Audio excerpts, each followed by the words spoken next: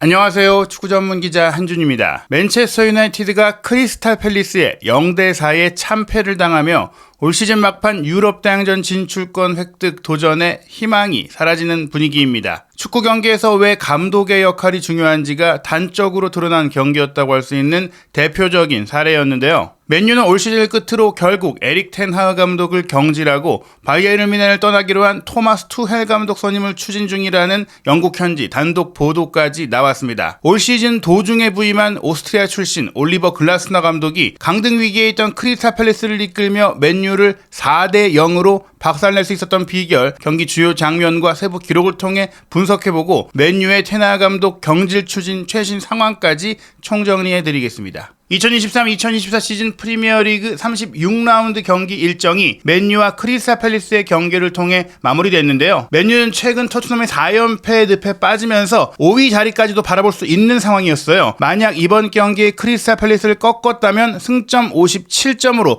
토트넘과의 차이를 3점으로 좁힐 수 있었지만 이번 경기 패배, 특히 0대4로 참패를 당한 경기 내용은 앞으로에 대한 희망까지도 잃게 만들면서 최근 상승세를 타고 있는 뉴캐슬, 첼시를 뒤집고 올라가기는 쉽지 않다는 분위기가 팽배해졌습니다. 게다가 이번 경기는 토트넘이 전반기에도 크리스탈 팰리스에 패배했기 때문에 구단 역사상 처음으로 한 시즌에 크리스탈 팰리스를 상대로 더블을 당하는 두 차례 경기에 모두 패배하는 최초의 경기였다라고 하는데요. 이날 경기 세부 기록을 살펴보시면 우연한 패배가 아니었어요. 경기 내용상으로도 완전히 압도당했습니다. 맨유가 앞섰던 것은 역시 불필요한 점유율 뿐이었는데요. 맨유가 57%의 점유율을 가져갔지만 말씀드린 대로 스코어는 4대0으로 벌어졌고 슈팅 숫자 18대7, 유효 슈팅 10대2로 거의 5배 가까이 슈팅 차이가 났죠. 기대 득점도 크리스탈 팰리스가 1.47골, 2골 이상을 넣을 수 있는 충분히 많은 골을 넣을 수 있는 경기력이었고 맨체스터 유나이티드의 기대 득점은 0.35골로 한 골도 채 넣을 만한 기회를 제대로 만들지 못한 것입니다. 크리스탈 팰리스는 특히 이 슈팅 기회 중에 두 차례를 빅찬스,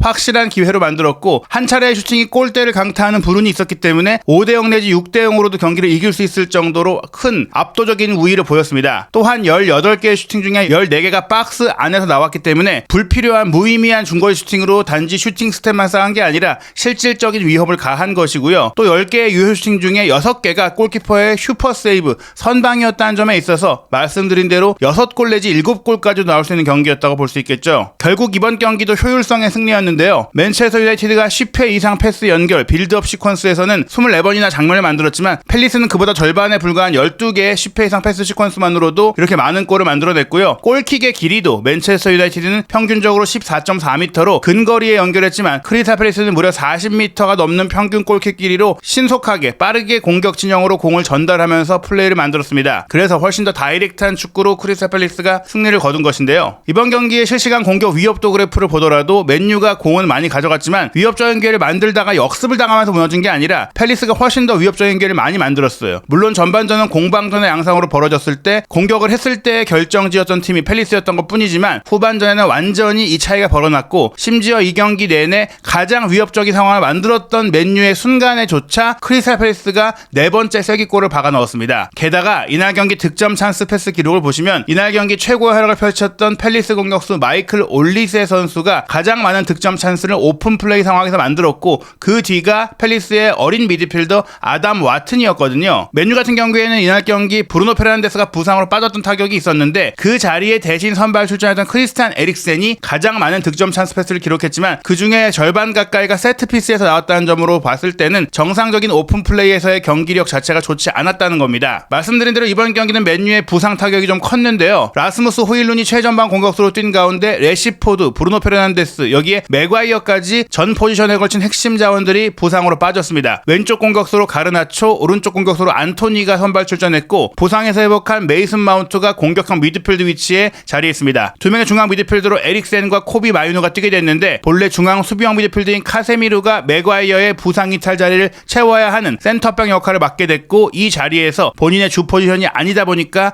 그야말로 최악의 활약을 펼쳤죠. 포백 라인 완비사카, 에반스, 카세미루, 달롯으로 구성됐는데 레프트백 포지션도 루크쇼라든지 말라시아라든지 이런 레프트백 자원들이 모두 부상으로 빠진 상황입니다. 오나나가 골문을 지킨 가운데 팰리스 같은 경우에는 3-4-2-1 포메이션으로 글라스너 감독이 부임한 이후 수비 안정과 공격 신속성과 경기 역동성을 담보하고 있는데요. 장신 공격수 마테타를 최전방에 두고 빠르고 결정력과 또 운반 능력을 갖고 있는 에제와 올리셰를 2선 공격수로 배치하고 있습니다. 그리고 측면 지역에 좌우 윙백으로 무니오스와 미첼을 두고 있는데 이 선수들이 강한 전방 압박과 또 연계 플레이를 펼쳐 보이면서 올리세와 에제가 사이드로 벌어지지 않고 안쪽으로 들어와서 직접 슈팅할 수 있는 상황에 많이 자리를 하게 됐고, 그로 인해 마테타는 고립되지 않고 근거리에서 에제 올리세의 지원을 받거나 혹은 에제 올리세를 위한 공간을 만들어주고 있습니다. 두 명의 중간 미드필더인 윌 큐스와 아담 와튼 역시 좌우 윙백과 연계해서 좋은 압박 및 공격 전개, 또 빠른 타이밍의 패스 연결, 논스톱 패스를 연결하면서 공격 장면들을 많이 만들어내고 있고요. 크리스 리차즈와 안데르센, 네서니엘 클라인이 3백을 맡고 있는데 네서니엘 클라인도 풀백 출신이고 리차즈도 풀백이 가능하기 때문에 이 선수들도 공격 상황에서 적극적으로 올라가서 3백이긴 하지만 공격 상황에서는 중앙 지역의 숫자가 부족하지 않게 측면 지역의 수적 우위를 가져갈 수 있게 플레이가 되고 있고, 심지어 주장환장을 차고 있는 3백의 중심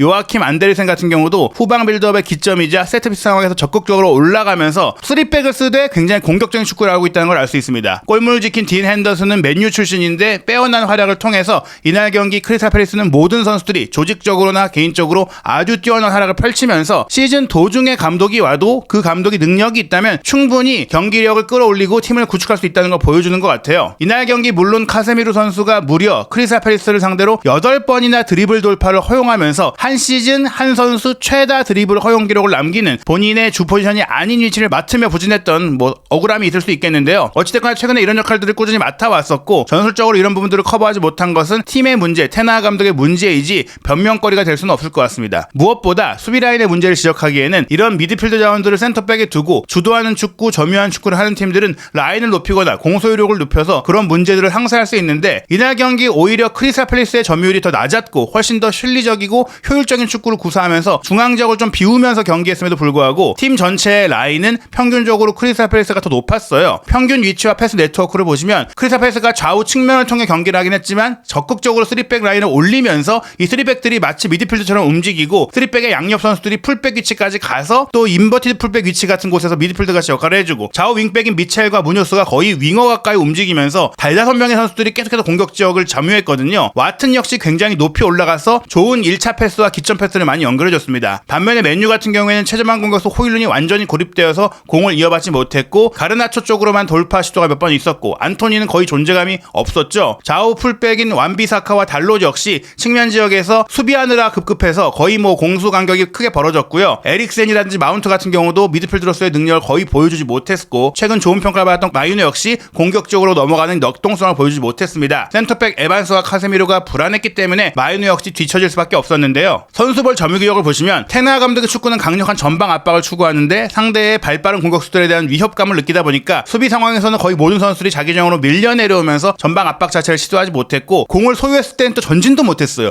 페널티 박스 안으로 거의 진입조차 되지 않았고, 호일룬의 가장 높은 위치가 중앙 공격형 미드필드의 위치일 정도로 선수들이 전반적으로 기세를 얻지 못했습니다. 반면에 크리스탈 팰리스는 공을 소유했을 때나 그렇지 못할 때 모두 좌우 전후가 꽉 찬 정말 전 영역을 지배하는 축구를 통해서 안정된 플레이를 펼쳤는데요. 심지어 크리스탈 팰리스가 전방 압박도 더 잘했습니다. 무려 8번의 하이 턴오버를 유발했고 그중에 3차례를 슈팅으로 가져갔는데, 맨유가 기록한 하이 턴오버 3차례는 사실 거의 하이 턴오버가 될랑말랑했던 끄트머리에서 나왔고, 그렇게 빼앗아냈던 3차례의 하이 턴오버에서 한 번 더 슈팅을 가져가지 못했기 때문에 맨유가 추구하는 전술적 특성이 전혀 발휘되지 못한 것이죠. 물론 이런 과정 속에는 팀의 주장인 브루노 페르난데스의 부상 이탈이라는 타격이 있었는데요. 맨유가 어려운 경기를 하면서도 결국 골을 뽑아내거나 지지 않았던 배경에는 브루노 페르난데스의 개인적인 투쟁심과 개인적인 퀄리티, 개인적인 득점 생산 능력이 굉장히 크게 영향을 미쳐왔던 게 사실입니다. 브루노 페르난데스가 2020년에 맨유에 입단한 이후 뛰지 못한 경기가 이번이 겨우 6번째일 정도인데요. 다만 그 6경기에서 이긴 게 3경기밖에 안 되니까 승률이 50%에 불과합니다. 반면 실제 출전했던 경기는 157경기이고 82회 승리를 거두면서 승률이 52.2%거든요. 사실 이 경기 전까지만 하더라도 없던 경기가 워낙 많지 않았기 때문에 승률이 더 높았는데, 이번 경기를 통해서 브루노 페르난데스가 경기에 미치는 영향을 확실하게 맨유는 절감할 수가 있었습니다. 이날 경기 전반 12분 만에 선제골이 나왔는데 이 장면은 정말 맨유의 중앙 수비 라인이 얼마나 허술한지를 보여줍니다. 오른쪽 측면에서 무뇨스가 롱스로인을 보냈을 때 올리세가 오른쪽 하프 스페이스 지역에서 공을 받았거든요. 여기서